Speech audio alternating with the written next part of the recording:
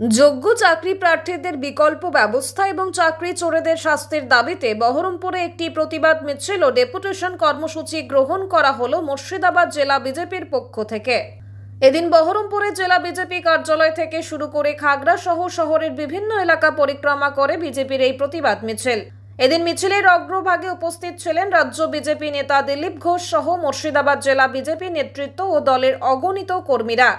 এদিন মিছিলের মাঝে দলের শীর্ষস্থানীয় নেতৃত্ব দিলীপ ঘোষ বলেন, এই মুহূর্তে একদিকে চাকরি প্রার্থীদের টাকা খেয়ে বসে আছেন মুখ্যমন্ত্রী, অন্যদিকে আজ হারানো চাকরি চাইতে গেলে পুলিশের মার খেতে হচ্ছে তাদের। এর থেকে বড় দুর্ভাগ্যের বিষয় আর কি হতে পারে?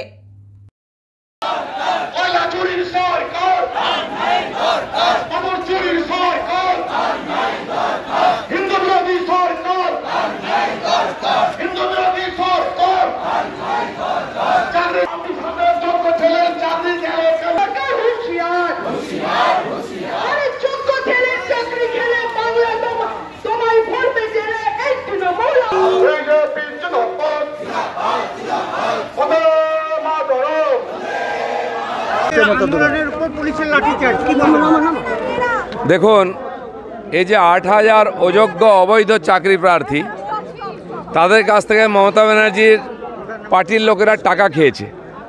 আর যে ১৮,০০০ বৈধ সরকারি চাকরি বা শিক্ষা বিভাগের চাকরি প্রার্থী, চাকরি হারা, তারা পুলিশের লাঠি খাচ্ছে। এটা হচ্ছে মমতা ব্যানার্জি, যারা চাকরি হারিয়েছে, কাল কি খাবে ঠিক নাই, তাদের বিরুদ্ধে একটু মানবিকতা নেই, তাদেরকে লাঠিপেটা করা হচ্ছে। তো এরা, এই সরকার এদেরকে ন্যায় দেবে এটা কেউ আশা করে না। ডাক্তারবাবু নমস্কার। ওয়াকফ তো আইন হয়ে গেছে পার্লামেন্টে, কারো বাপের সামর্থ্য নেই ওটাকে সরায়, কিন্তু এখানকার যে ১৮,০০০ যোগ্য প্রার্থীর ভবিষ্যৎকে আপনি খেয়ে নিয়েছেন, তার ব্যাপারে কী হবে বলুন? ওয়াকফ ভুলে যান, সারা দেশ ভুলে গেছে।